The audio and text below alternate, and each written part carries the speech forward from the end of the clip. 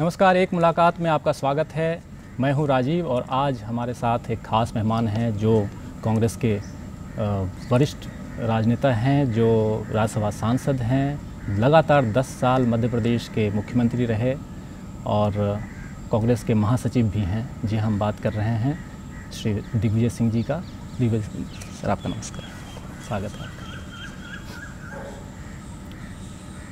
सबसे पहले तो आपको बधाई कि गुजरात में अहमद पटेल जी ने बहुत एड़ी चोटी जिस प्रकार उन्होंने किया था, बीजेपी ने किया था, उसके बाद उन्होंने जीत हासिल की है और इस जीत में आपका भी कुछ रोल रहा है। सोशल मीडिया पे आप काफ़ी चर्चा में रहे कि आपने एक दूसरे ढंग का ट्वीट किया शंकर सिंह वाघेला को कि राजपूत होने के नाते आप उनको ज़रूर मत दें और मतलब अपना समर्थन दें। तो ये जो राजपूताना अंदाज़ था आपका, और जिसमें ये भी कहा गया कि आपने पार्टी लाइन से ऊपर हट करके धर्म और खासकर संप्रदाय की जाति विशेष की बात की, इसको आप किस रूप में मानते हैं? पहली बात तो यह है कि राज्यसभा के चुनाव का जीतने हारने से कोई बहुत बड़ा इसका कोई राजनीतिक महत्व बहुत ज़्यादा नहीं होता है। लेकिन गुजरात में जिस तरह से साम दाम दंड भेद और हर प्रकार के हथकंडे अपनाए गए, उससे और जिस प्रकार का धन बल, बाहुबल और सत्ता बल मिलकर अमित शाह जी के नेतृत्व में जो लोगों के साथ तोड़ फोड़ हुई, उसने इस चुनाव को महत्वपूर्ण बना दिया। जहाँ तक मेरा प्रश्न है, मैंने ना धर्म ना जात के आधार पे कुछ टिप्पणी की। मैंने तो एक मित्र के नाते, उनके भाई स्वरूप होने के नाते वाघेला साहब से कहा कि आपको क्या नहीं दिया कांग्रेस पार्टी ने, और ऐसे समय पर आप अहमद पटेल साहब के साथ जो कर रहे हैं वो ठीक नहीं कर रहे हैं, क्योंकि अहमद पटेल साहब ने आपको हमेशा सहयोग किया है। इसलिए आप पुनर्विचार करें। आप राजपूत हैं जी, और राजपूत हमारा जो एक बार कहता है तो पलटता नहीं है जी। तो कोई धर्म, मैंने जात के नाम पर वोट नहीं मांगा जी, या धर्म के नाम पर वोट नहीं मांगा जी, क्योंकि मैं स्वयं इन चीज़ों में विश्वास नहीं करता।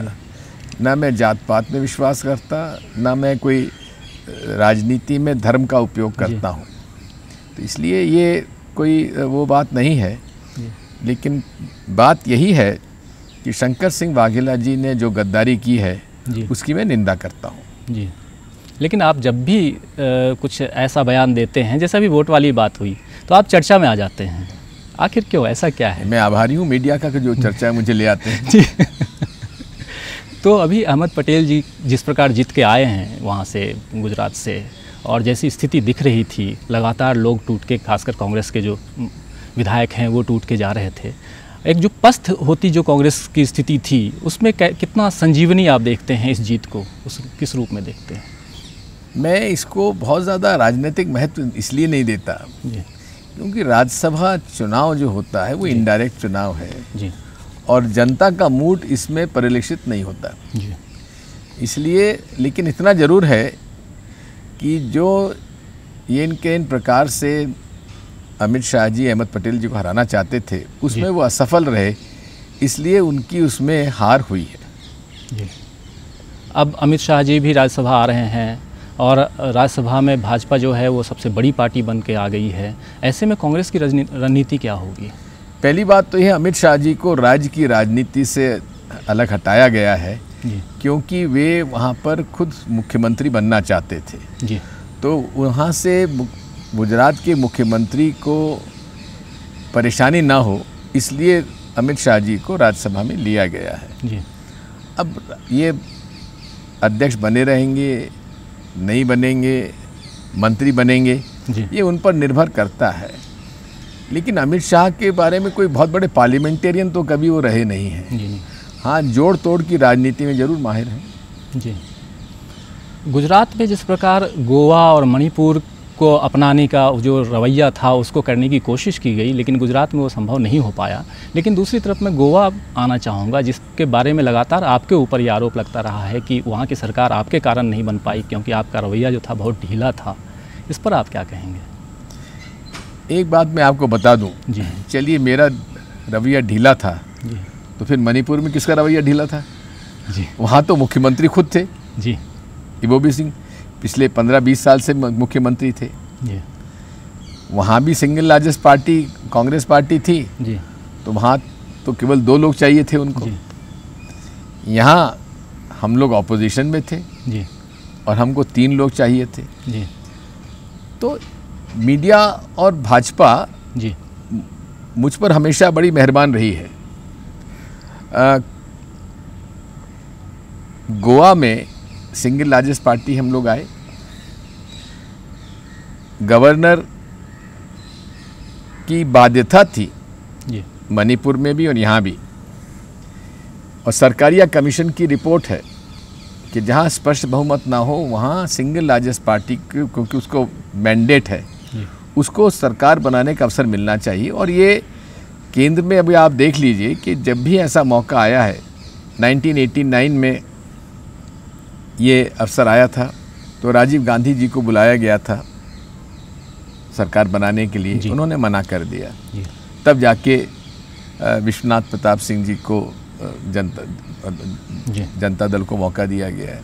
इसी प्रकार से अटल बिहारी वाजपेयी जी को भी मौका इसी प्रकार से दिया गया था कि सिंगल लार्जेस्ट पार्टी के हिसाब से। जी फ्लोर टेस्ट विधानसभा में ही होता है, गवर्नर हाउस में नहीं होता है। जी बिल्कुल सही। इस तरह से इन्होंने करके जो सामान्य सुप्रीम कोर्ट के डायरेक्टिव्स हैं, गाइडलाइंस हैं सरकारी कमीशन, उसका उल्लंघन किया है और निरंतर कर रहे हैं। 11 मार्च को चुनाव के नतीजे आए, हमारे पास 17 थे, एक एनसीपी का आ गया था, 18 हो गए थे, हमको 3 और चाहिए थे। 3 निर्दलीय विधायकों से बातचीत हो गई थी, विजय सरदेसाई की पार्टी से बातचीत हो गई थी, रात को 2 बजे तक हम लोगों के साथ वो थे। सुबह 4 बजे नितिन गडकरी जी ने अपना जो थैला था खोल दिया और खोल के उन्होंने उन सबको मंत्री पद भी बांट दिए, पैसे भी बांट दिए। तो सुबह हमारे पास कोई मिला नहीं, तो इसमें मेरी क्या गलती है? जी लेकिन सर 2009 में उस समय आप उत्तर प्रदेश के प्रभारी थे और सबसे ज़्यादा सीटें कांग्रेस लेकर आई थी, 22 सीटें। राहुल जी के आप खासम खास होते थे। उसके बाद कर्नाटक का प्रभार, फिर तेलंगाना, गोवा, और ये सारे प्रभार आपसे धीरे धीरे ले लिए गए। क्या कारण है कि पार्टी का विश्वास जो है, भरोसा आपसे? मैं तो पिछले 4 साल से उनको कह रहा हूँ, 2011 से मैं कहता रहा हूँ जी। आपको Burari Congress, all India Congress committee में मुझे रेजोल्यूशन, पॉलिटिकल रेजोल्यूशंस का सेकंड करने का अवसर दिया था प्रणब दा के बाद में जी। तो मैंने तब कहा था कि अब राहुल गांधी जी को अपनी टीम नहीं बनाना चाहिए। और मैंने नाम लेके कहा था कि दिग्विजय सिंह हैं, अहमद पटेल हैं, गुलाम नबी आज़ाद साहब हैं, हमको अब आप रिटायर करिए और आप नई अपनी टीम बनाइए। जी। तो मैं तो तब से उनसे कह रहा था कि हम लोगों को अब रिटायर करिए। और मुझे इस बात की प्रसन्नता है कि उन्होंने अपनी नई टीम बनाना शुरुआत कर दी है, तो इसलिए तो अच्छी बात है और हम तो इसके पक्ष में शुरू से रहे हैं।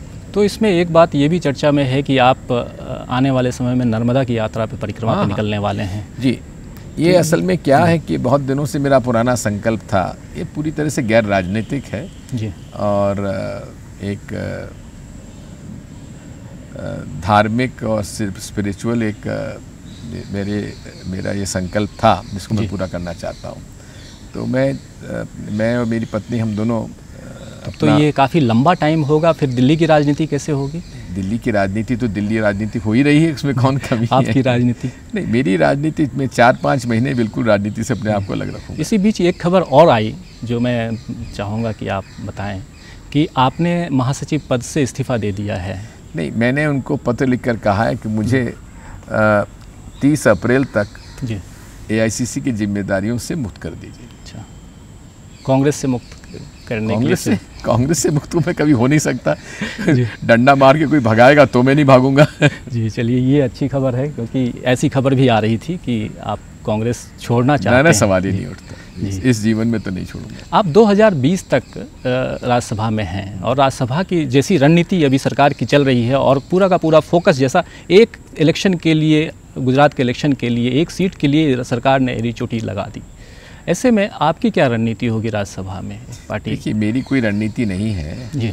विधानसभा के चुनाव 2018 नवंबर में मध्य प्रदेश के हैं जी। उसमें हमारी ताकत लगेगी, देखें क्या होता है।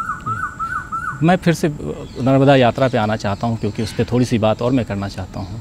वो एक पूरा का पूरा जो एरिया है अभी भी वहाँ पे आंदोलन चल रहा है। मेधा पाटकर गिरफ्तार हो गई हैं और डूब क्षेत्र के कारण कल भी सुप्रीम कोर्ट के आदेश का इंदौर कोर्ट ने वो कर दिया। तो ये सब जो पूरा का पूरा चल रहा है और वहाँ विस्थापन को लेकर के जो स्थितियाँ बनी हुई हैं, इसमें आपका क्या रोल होगा आने वाले समय में जब आप परिक्रमा के लिए निकलेंगे? परिक्रमा का इससे कोई संबंध नहीं है जी। नर्मदा नदी पर बांध की जितनी भी योजनाएं हैं वो एक नर्मदा ट्रिब्यूनल अवार्ड 78-79 में आया था। मोरारजी देसाई प्राइम मिनिस्टर थे, वीरेंद्र कुमार सकलेचा चीफ मिनिस्टर थे मध्य प्रदेश के जी। और उसको स्वीकार तत्कालीन सरकार ने कर लिया। तो जब मैं मुख्यमंत्री बना तो ये सरकार के सामने कोई दूसरा विकल्प नहीं था जी। लेकिन सरदार सरोवर से ज़्यादा डूब इंदिरा सागर की बांध की हुई है जी। वहाँ ना कोई आंदोलन हुआ ना प्रदर्शन हुआ। मध्य प्रदेश सरकार बना रही थी, हम लोगों ने सबको अच्छी तरीके से हैंडल किया और बिना आंदोलन प्रदर्शन के बांध बन गया।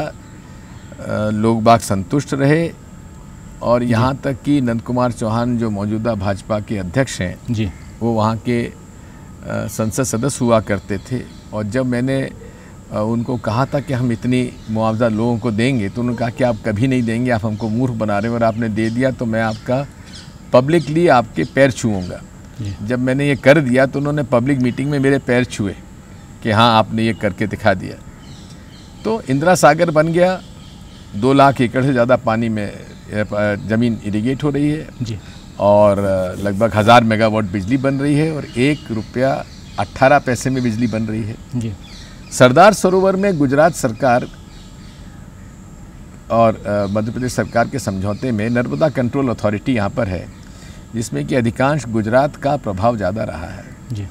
उसमें जिस प्रकार से पुनर्वास और पुनर्स्थापन होना चाहिए वो नहीं हो पाया, जिसकी वजह से नाराज़ी है। इंदिरा सागर बांध में, ओंकारेश्वर में बांध में भी नर्मदा बचाओ आंदोलन बीच में था, लेकिन वहाँ हमने सीधे लोगों से संपर्क करके किसी प्रकार की दिक्कत नहीं होने दी। मेधा जी आती थी, मैं उनसे बातचीत करता था जी। जहाँ वो भूख हड़ताल पे बैठती थी मैं सारे प्रोटोकॉल तोड़ के उनके साथ बैठता था, बात करता था, रास्ता निकालता था, चीफ सेक्रेटरी को लेके जाता था। लेकिन शिवराज सिंह चौहान ने आज तक 13 साल उनको हो गए मुख्यमंत्री पद पर रहते हुए, आज तक मेधा पाटकर से बातचीत भी नहीं करी। अरे प्रजातंत्र में संवादहीनता किसी समस्या का हल ढूंढ ही नहीं सकती जी। सबसे बड़ी शक्ति प्रजातंत्र में संवाद है। बिल्कुल। लेकिन संवादहीनता की स्थिति बनी हुई है मध्य प्रदेश सरकार में और नर्मदा बचाओ आंदोलन में, जिसकी वजह से आज ही दिक्कत आ रही है जी। मध्य प्रदेश में कांग्रेस कहीं ना कहीं एक जिसको कह सकते हैं कि नेतृत्व की कमी वहाँ कांग्रेस को खल रही है और आप एक अच्छे नेतृत्व के रूप में वहाँ थे। 10 साल के बाद आपने ये भी प्रण किया था कि मैं 10 साल तक प्रदेश की राजनीति में नहीं रहूँगा। वो 10 साल कब का पूरा हो गया। क्या अब एक तो नर्मदा यात्रा आपकी अपनी पर्सनल यात्रा है, लेकिन अब राजनीति के रूप में देखा जाए तो क्या आप उधर रुख करेंगे? मैं मध्य प्रदेश की राजनीति में 77 में आया जी। 80 से 84 तक मंत्रिमंडल का सदस्य रहा, 85 से लेकर 88 तक और 90 से लेकर 94 तक प्रदेश कांग्रेस का अध्यक्ष रहा। 10 साल मुख्यमंत्री रहा। लगभग 22 साल तक मैं मध्य प्रदेश की राजनीति को प्रभावित करता रहा। तो अब नए लोगों को मौका मिलना चाहिए, तो मैंने इसीलिए अपने आप को मध्य प्रदेश की राजनीति से अलग रखा हुआ है जी। और मैं उसमें हस्तक्षेप करता नहीं हूँ। लेकिन नए लोगों को मौका मिलना चाहिए, बट लेकिन आप जैसे बुजुर्ग लोग जो हैं वो अगर टीम बना, मुझे आपत्ति, मुझे बुजुर्ग मत कहिए, मैं तो अपने आप को नौजवान ही मानता हूँ। आप जैसे नौजवान जो हैं, अगर अनुभवी नौजवान कह सकता हूँ कि अनुभवी नौजवान हैं और अगर आप लोग टीम गठन में मदद करें, क्योंकि ऐसा लगता है मैं तैयार हूँ जी। लेकिन ऐसा है कि हमेशा मैंने बिना मांगे राय कभी नहीं दी है जी। राय मांगते हैं तो राय दूंगा और अगर राय नहीं मानेंगे तो मैं मैं बिना मांगे राय तो मैंने किसी को नहीं दी आज तक। तो कहीं ना कहीं संवादहीनता की स्थिति है? ऐसा नहीं है, मेरे सबसे अच्छे संबंध हैं। प्रदेश कांग्रेस के अध्यक्ष मेरे डिप्टी चीफ मिनिस्टर हुआ करते मेरे परम में तो सुभाष यादव जी के चिरंजीव हैं, अरुण यादव जी। अर्जुन सिंह जी के सुपुत्र Ajay Singh ji leader of opposition हैं। कमलनाथ जी, सिंधिया जी से मेरे बड़े अच्छे मधुर संबंध हैं, इसलिए कहीं कोई दिक्कत नहीं है जी। एक आखिरी सवाल, आप ट्विटर पे काफ़ी सक्रिय हैं और लगातार फेक मीडिया को लेकर के आपने राज्यसभा में भी सवाल उठाया, उसके बाद इस पे भी लगातार फेक मीडिया को लेकर के अलग अलग आप वो करते हैं ताकि लोगों को सही जानकारी मिल पाए कि है क्या क्या चल रहा है। और ऐसे में जब आप देख रहे हैं कि राजनीति को कहीं ना कहीं मीडिया और ख़ासकर फेक मीडिया काफ़ी प्रभावित कर रहा है, तो इसके लिए दिग्विजय सिंह जी अगर आज केंद्र में रहते हैं तो क्या मीडिया के लिए क्या रोल प्ले कर सकते हैं? क्योंकि आज जो स्थिति बनी हुई है तो बड़ी भयावह। मैं एक बात आपको बताऊं जी, संघ के कार्य प्रणाली से जितना मैं परिचित हूं शायद दूसरा कोई नहीं होगा। ये अफवाहें फैलाते हैं जी। पुराने ज़माने की अफवाहें आज के ज़माने की फेक न्यूज़ हैं। बिल्कुल जी। वो अफवाहें जो है वर्ड ऑफ माउथ फैलाई जाती थी जी, आज फेक न्यूज़ जो है इंटरनेट पे जाती हैं जी। और इंटरनेट पे जब जाती हैं तो पुराने ज़माने का जो अफवाहें थी उसको काउंटर करने के लिए और सही पता लगाने के लिए कोई जरिया नहीं था। आज इंटरनेट ही इसका सबसे बड़ा फेक न्यूज़ को सही है या नहीं पता लगाने का सबसे बड़ा माध्यम भी है जी। और मैं इस बात के लिए कुछ लोगों को बधाई देता हूँ, जिसमें प्रतीक सिन्हा हैं ऑल्टरनेट न्यूज़ के जो चलाते हैं, बूम एक और ट्विटर हैंडल है जो कि फेक न्यूज़ पर काम कई लोग काम कर रहे हैं जी। और बड़ी आसानी से पता लगाया जा सकता है कि कोई भी खबर आए तो गूगल सर्च कर लीजिए। उदाहरण के लिए अभी एक मोदी भक्तों ने एक वायरल किया एक वीडियो, उसमें उन्होंने कहा कि एक मारवाड़ी महिला का विवाह एक आंध्रा के मुसलमान परिवार में हो गया था, लव जिहाद। उसके परिवार वालों ने उस महिला से कहा तुम मीट पकाओ, गाय का मांस पकाओ, और जब उसने नहीं माना तो उसको लोगों ने मारा, पीटा और जिंदा जला दिया। ये वायरल हुआ वीडियो। लोगों ने पता लगाया तो पता पड़ा कि 2 साल पहले गौटमाला के अंदर एक मर्डर हुआ था टैक्सी ड्राइवर का, जिसमें 3 लोग मर्डर में शामिल थे, जिसमें 2 लोग भाग गए, महिला पकड़ी गई। उसका लोगों ने मार के उसको जला दिया जी। वो उन्होंने यहाँ की घटना के नाम से उधर प्रदर्शित कर दिया। ऐसे अनेक प्रकरण हैं जी। तो फेक न्यूज़ के कारण ही आज देश में जो गंगा जमनी संस्कृति देश की है, भाईचारा है, वो बिगाड़ा जा रहा है। इसलिए उस पर नियंत्रण करना अति आवश्यक है। लगातार जैसे अभी चोटी कांड चल रहा है, चोटी कटने की बात चल रही है।